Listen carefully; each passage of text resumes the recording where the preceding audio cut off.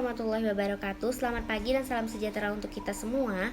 Para hadirin yang berbahagia, puji syukur marilah senantiasa kita panjatkan kehadirat Allah Subhanahu wa taala. Terima kasih saya sampaikan kepada Pak Fadil yang telah memberikan kesempatan kepada saya untuk menyampaikan ceramah dengan tema menurunnya daya jual beli barang buatan negara sendiri berdampak terhadap pendapatan pengusaha kecil menengah ke bawah.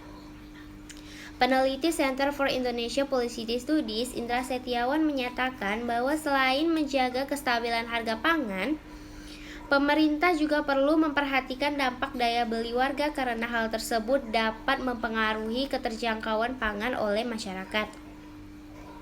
Kestabilan harga bukan lagi menjadi satu-satunya yang menentukan keterjangkauan masyarakat terhadap komoditas pangan. Pemerintah perlu memperhatikan daya beli warga yang menurun akibat pandemi COVID-19.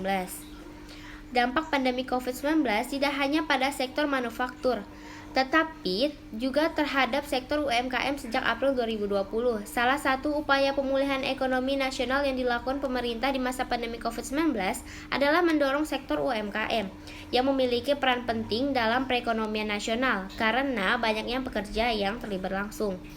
Dalam situasi krisis ekonomi seperti ini, sektor UMKM sangat perlu diperhatikan khusus oleh pemerintah karena merupakan penyumbang terbesar terhadap PDB dan dapat menjadi andalan dalam penyerapan tenaga kerja, mensubstitusi produksi barang konsumsi atau setengah jadi. Apalagi di tengah sentimen positif bahwa kondisi perekonomian tahun ini akan membaik, membuat sektor UMKM harus bisa memanfaatkan momentum pertumbuhan ekonomi saat ini untuk dapat pulih.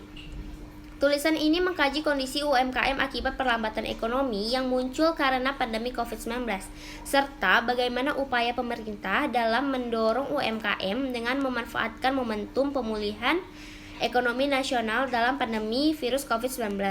Penyebab daya beli menurun di Indonesia. 1. Terbatasnya lapangan pekerjaan. Efek dari terbatasnya lapangan pekerjaan adalah tingginya angka pengangguran, yang pada akhirnya mempengaruhi tingkat kemakmuran.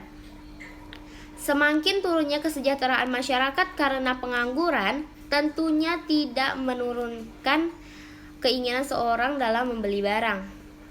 Kedua, kenaikan harga di beberapa komponen perekonomian adalah hal yang sensitif sehingga apabila ada hal yang kecil yang berjalan tidak semestinya akan membuat pengaruh yang sangat besar pada perekonomian. Masalah harga ini contohnya, jika seseorang yang biasa membeli barang A dengan harga 100.000, kemudian barang itu naik menjadi 120.000, sudah dipastikan banyak masyarakat memikirkan alternatif barang lain yang harganya tetap stabil. Nah, ketika hal ini terjadi, tentunya barang alternatif itu yang menjadi fokus. Daya beli masyarakat menurun terhadap barang A dan meningkat ke barang B. Ini membuat kacau perekonomian Indonesia. Yang ketiga adalah inflasi. Inflasi merupakan proses naiknya harga secara terus-menerus. Jadi, inflasi ini juga bisa dikatakan suatu proses menurunnya harga nilai mata uang secara berkesinambungan.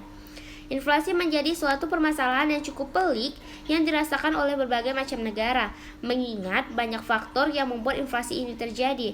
Kamu juga harus tahu beberapa faktor penyebab inflasi di Indonesia, karena kenaikan harga secara terus-menerus ini tentu dapat menyebabkan inflasi. Secara umum, ada beberapa faktor penyebab inflasi meningkatnya jumlah kebutuhan, namun stok tersebut terbatas. Biaya produksi atau jasa mengalami kenaikan, dan jumlah uang yang beredar di masyarakat cukup tinggi. Lalu bagaimana sih cara meningkatkan daya beli masyarakat? 1. Bisa dengan meningkatkan batas penghasilan tak kena pajak, PTKP. Dewan Perwakilan Rakyat Republik Indonesia atau DPRI pernah memberikan saran agar pemerintah dapat meningkatkan batas PTKP. Dari batas PTKP di angka 4,5 juta rupiah meningkat menjadi 4,8 juta rupiah. Hal tersebut diharapkan masyarakat dapat menggunakan pendapatannya tersebut untuk meningkatkan daya belinya. Di samping itu, pemerintah juga akan menerima peningkatan dari jumlah pajak konsumsi masyarakat. Kedua, program pembangunan infrastruktur desa. Salah satu upaya lainnya untuk meningkatkan daya beli menurun dari masyarakat adalah membangun beberapa infrastruktur desa-desa di Indonesia. Karena memang selama ini Indonesia yang terdapat desa-desa di pelosok Indonesia memiliki keterbatasan akses maupun infrastruktur yang kurang memadai. Oleh karena itu, pembangunan infrastruktur yang merata hingga ke desa-desa juga diprediksi dapat mempengaruhi daya beli menurun menjadi meningkat. Ketiga, membuka lapangan pekerjaan baru. Terakhir adalah membuka lapangan pekerjaan yang baru. Jumlah pengangguran yang sedikit pada sebuah negara tentu akan membuktikan bahwa negara tersebut memiliki daya beli yang lebih baik dibandingkan negara yang memiliki tingkat pengangguran yang sangat besar.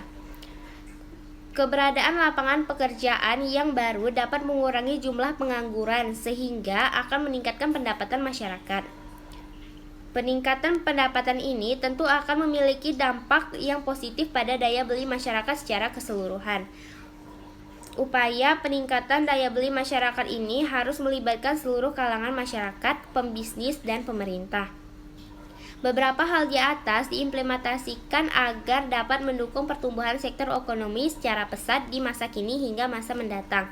Sekian ceramah yang saya sampaikan, maaf apabila ada kesalahan.